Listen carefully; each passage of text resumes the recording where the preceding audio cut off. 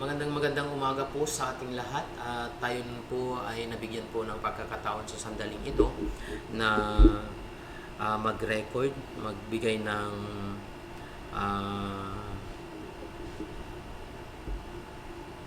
salita ng ating Panginoon sa kanyang kalooban sa pamamagitan po ng video po, sa pamamagitan ng live po na ito, mga kapatid kay Kristo.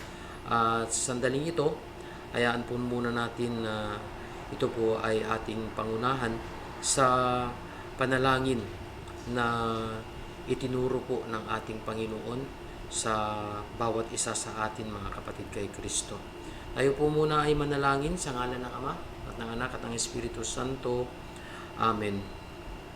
Ama namin, sumasalangit ka, sambahin ang ngalan mo, mapasa amin ang kaharian mo, sundin ang loob mo, dito sa lupa para ng sa langit. Bigyan mo kami ngayon ng aming kakanin sa araw-araw at patawarin mo kami sa aming mga sala para ng pagpapatawad namin sa nagkasala sa amin. At huwag mo kaming ipahintulot sa tukso at iadya mo kami sa lahat ng masama. Amen. Awit ng pagtitiwala sa Diyos, Salmo 91.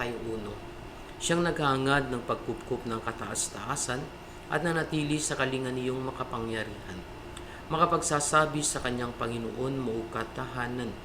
Ikaw ang aking Diyos, ang Diyos na tangi kong pinagtiwalaan.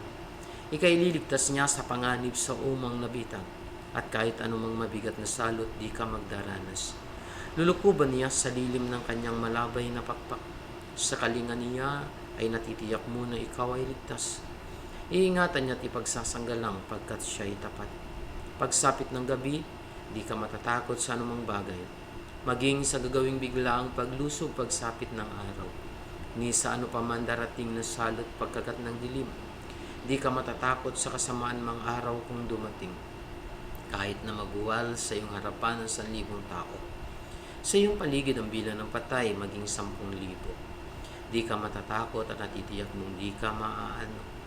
Ika'y nagmamasid at sa panunood iyong mamamasdan. Iyong masasama ay makikita mong pinarorosahan.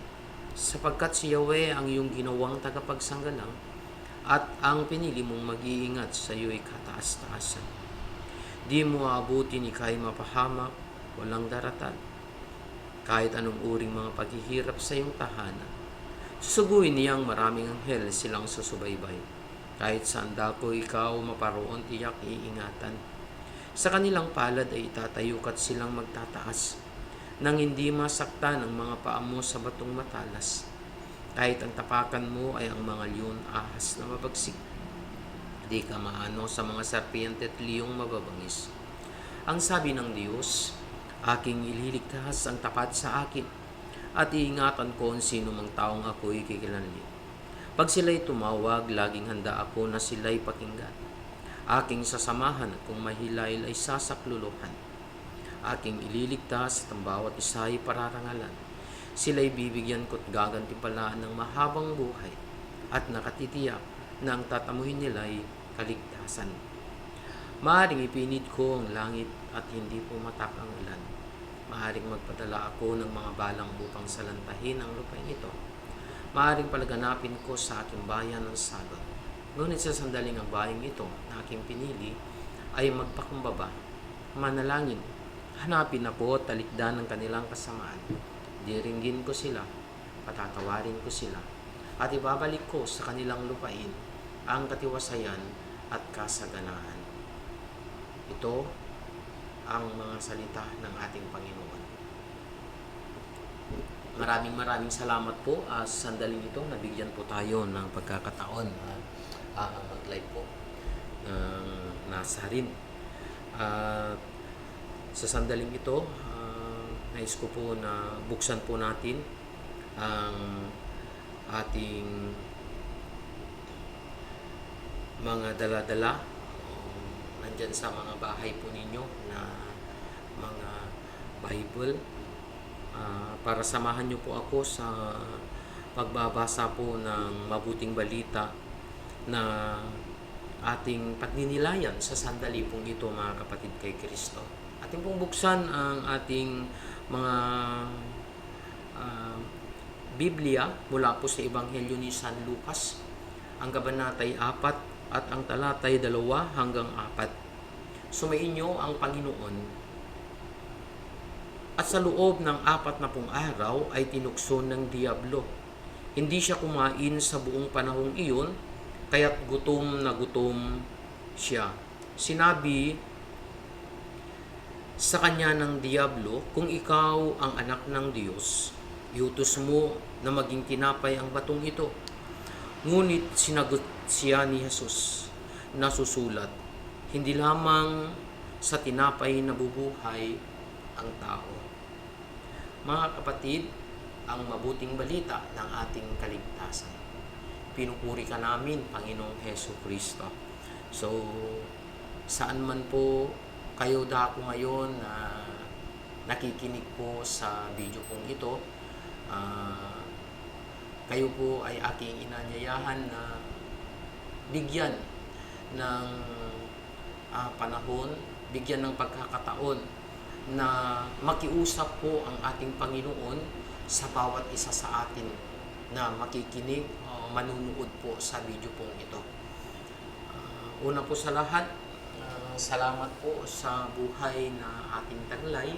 Salamat po sa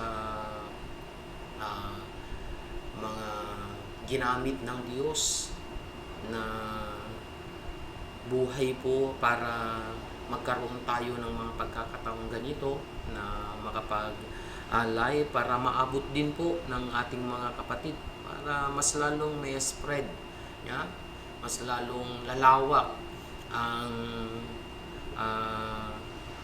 pagpahayagan ng Panginoon. So ginagamit po ang booth po na ito, ng live po na ito, hayaan po natin mga kapatid na maging open po ang ating puso, ang ating kaluluwa sa sandaling ito. So napapanahon po mga kapatid kay Kristo, sa panahon po ngayon ay patungkol po ito sa pagtatanim ng palay, no? Kasi gusto natin mayroon tayong mga makakain.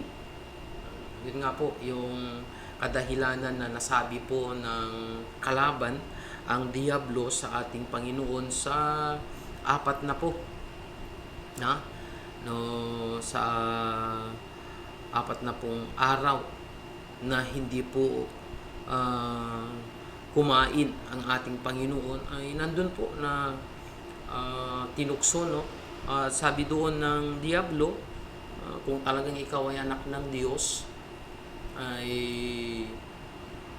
gawin mo ngang tinapay ang batong ito. So, doon naman po sumagot ang ating Panginoong Hesus na, ngunit sinagot siya ni Jesus, no? Nasusulat, hindi lamang sa tinapay nabubuhay ang tao. So, o nga po, minsan na iisip ko po na ang tao ay hindi lamang sa tinapay nabubuhay. Bakit nga ba hindi lamang sa tinapay?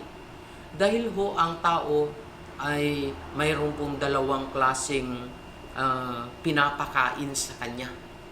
Yun po yung sinasabi nating physical at yun din po yung spiritual.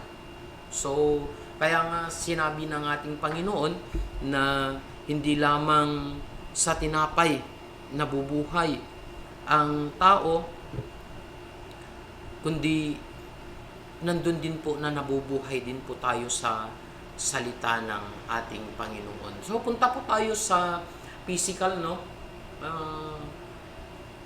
Yun nga sabi ko na napapanahon po yung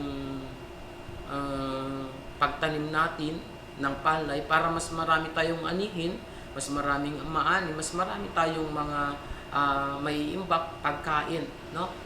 So, ang tinapay po ay napakahalaga po sa mga Hudyo, na ang tinapay po ay galing po sa trigo.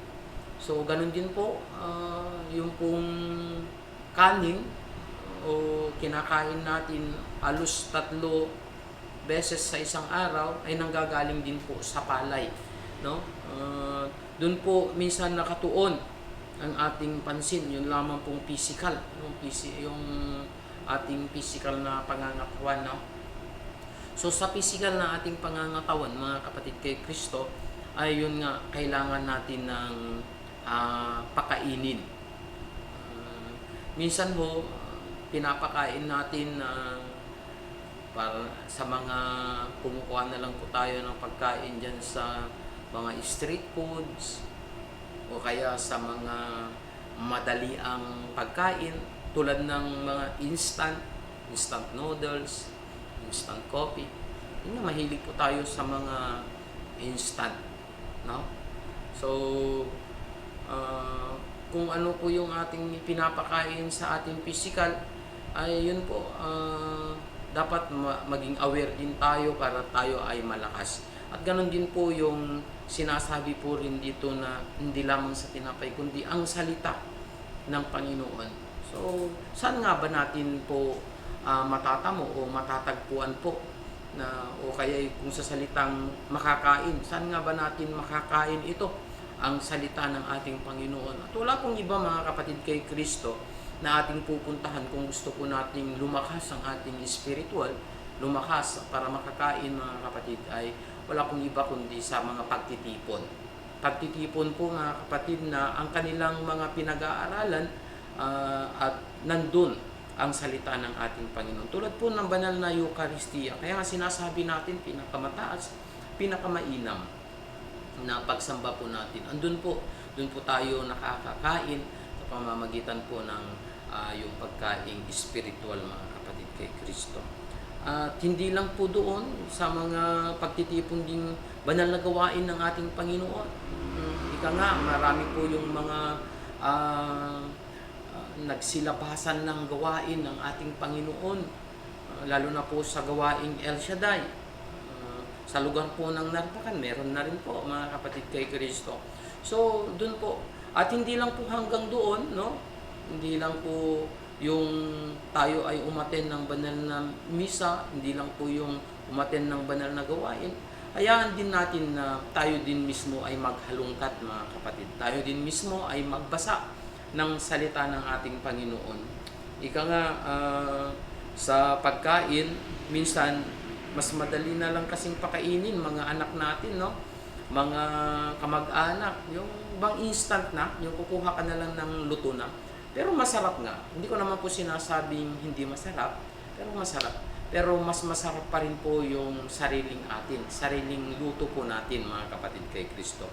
Kung minsan din po, meron yung ibinabahagi sa atin ng ating mga mahal na pare, binabahagi ng mga preacher, andun po na yung binabahagi ay masabi lang natin na luto po nila iyon. Mas maganda naman po yung tayo din mismo ay magluto, na ano pong ibig kong sabihin doon? Maghalungkat din po tayo. Hayaan din po natin na halungkarin po natin ang banal na Biblia. Tayo din po ay magnilay. Doon naman po sabi na dili-diliin natin ang salita ng ating Panginoon. Hindi lang po sa araw ng Huwebes, hindi lang po araw ng Martes, araw ng Miyerkules, kundi anumang araw, anumang oras yan.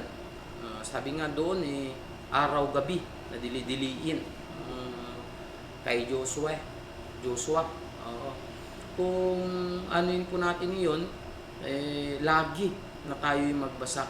Hindi lang po nakadepende sa mga napapakinggan natin. Sige nga, kung nakapakinig po tayo ng salita ng ating Panginoon, siyempre, doon po natin titignan po, mga kapatid kay Kristo, na halungkarin din natin. Totoo nga pala yung aking napakinggan. Parang ganun po, mga kapatid kay Kristo. So, sa sandali pong ito, mga kapatid, ay hayaan po natin na tayo din po ay makapagbigay ng panahon para mapid o mapakain din po natin ang ating spiritual na pamumuhay. Hindi lang po yung physical, dahil sinabi naman po sa ating binasa na hindi lang po nabubuhay ang tao. So, alam ko po na marami po ang pagpapahayagan po ng Panginoon sa sandaling ito na anak niya, mga tao, mga kapatid kay Kristo. At hindi lang po nabubuhay, hindi lang po tayo nabubuhay sa tinapay, yun nga po, pagkos nabubuhay po tayo sa salita ng ating Panginoon. So, bilang hamon ko po sa bawat isa sa atin ngayon, kung wala ka pang panahon, mga kapatid kay Kristo, na maghalungkat o panahon na magbasa ng salita ng ating Panginoon, hayaan mo na bigyan mo na ngayon ng pagkakataon na ikaw din ay makapaghalungkat ng salita ng ating Panginoon. At yun po yung ating pangkabuhayan o nambubuhay po sa atin sa ating spiritual, mga kapatid kay Kristo. Kung titingnan po natin, hindi po masama, wala pong kasamaan yun, hindi po masama na magalungkat. Yung pala ay ikinabubuhay po natin. Yun po yung ating gawing kalakasan, no? Gawing araw-araw na sandaling ito ay maisabuhay na po natin yung pagbabasa, mga kapatid. At hindi lang po sa pagbabasa, maisabuhay din po natin yung pagdalo po natin ng mga banal na gawain, mga kapatid. Hindi lang po doon yung pagtitipon ng banal na gawain, kundi ang sinasabi po nating pinakamataas, pinakamainam na pagsamba, wala pong iba kundi ang Holy Eucharist, mga kapatid kay Kristo. So maraming salamat at nawa sa video pong ito ay nakapagbigay po ng inspirasyon sa ating lahat, mga kapatid kay Kristo, na makakapanood po. Hayaan po natin, nabigyan po natin ng panahon ang salita ng ating Panginoon sa ating buhay. Dahil nga, ika nga dito na hindi lang po tayo nabubuhay sa tinapay, kundi bawat salita ng ating Panginoon. Maraming salamat at sandaling ito, tayo muna ay yuyuko, panandalian, at tayo ay manalangin sa ating Panginoon. Ama naming Diyos, na dakila at makapangyarihan sa lahat, maraming salamat po sa inyo pong mga salita na amin po napagsaluhan. O nga po Diyos, inaamin po namin na ang buhay po namin ay sadyang meron po kaming mga nararamdamang panghihina, at ito nga ay nanggagaling po sa inyo ang kalakasan, Panginoon, sa pamamagitan ng iyong mga salita. At hayaan niyo po, Panginoon, na bawat makakapakinig po ng video pong ito at sa sumusunod po na panalangin ito ay bigyan nyo din po sa kanilang puso, ibigay nyo din po at manaig po sa kanilang isipan, sa kanilang puso, na ang mga salita mo ay napaka-importante po sa aming buhay, Panginoon. So kung meron man po, Panginoon, na nakikinig sa sandaling ito na mayroong pong mga suliranin, dinadalangin ko po, Panginoon, na sila po iyong hipuin at maalis nawa ang mga suliraning iyan, Panginoon. Ganun din po sa kanilang mga iniindang sakit sa sandaling ito, sa pangalan ni Jesus, dahil kayo po may sabi na idalangin namin sa pangalan mo, Panginoon Jesus, ay ibibigay ng aming Ama. At naniniwala po kami sa lahat ng mga nanunood at sumasama sa panalangin ito na mayroong pong sakit. Sa pangalan ni Jesus, in Jesus' name, magaling na po kami, Panginoon. Maraming salamat at lahat po ng mga abutan ng video po na ito ay amin na rin pong idinadalangin ng kanilang buhay. Pagpalain nyo na rin po, Panginoon, ang lugar po na ito, ang lagi po namin ginagamit para makapagbigay ng inspirasyon, short video, Panginoon. Pagpalain nyo po ang inyong mga ginamit na buhay, ang Family Garces, Family Abiba, lahat-lahat na po, mula po sa pinakabata hanggang sa pinakamatandang angkan po nila, Panginoon, ay yun na rin po pagpalain. Pagpalain nyo na rin po ang aming mga pamilya at sa pagmimisyon pa ng yung mga abang lingkod, Panginoon, sa araw po na ito. At ganun din po, Yahweh El Shaddai, sa nasa rin na page po, Panginoon, ay yun pagpalain na mas lalo pang lalawak ang makapagpahayagan ng iyong salita, Panginoon. Maraming salamat po, at ito po yung aming samo at dalangin sa pangalan ni Jesus, sa ngalan ng Ama at ng Anak at ng Espiritu Santo. Amen and Amen. So maraming salamat po. Magbibigay lamang po ako ng announcement po sa araw po ngayon, sa darating po na workers enhancement po natin mga kapatid, ayan po ay magaganap po sa araw po ng Sabado, sa petsa po ng July, sa month of July 12. So Sabado po iyon, hindi po sa July 5, no? July 12 po yan magaganap. Mangyayari po iyan sa ating opisina sa San Vicente po. Ganun din po na mangyayari din po ang programa po ng mga kabataan sa month of July din po mga kapatid, July 13, ang araw po ng linggo. So nawa sa mga kabataan po natin ay makapaglingkod din po sila, lalo na po sa mga naka-attend na po ng youth camp, ganun din po sa CLSS. Sila po yung mga binibigyan po natin ng pansin ngayon na naway makabalik po sila uli, makapagbigay din po kami ng mga inspirasyon ng salita ng Panginoon, para mas lalo pang mag-alap ang pagkakilala po nila sa ating Panginoon. So yun lamang po mga kapatid kay Kristo. Maraming salamat at God bless po sa ating lahat. At ako po'y nag-iiwan ng salitang kataga na kung ang Diyos ay nasa atin, ano pa ang laban sa atin? Sa English po, if God with us, who can be against us? Maraming salamat. God bless po sa atin.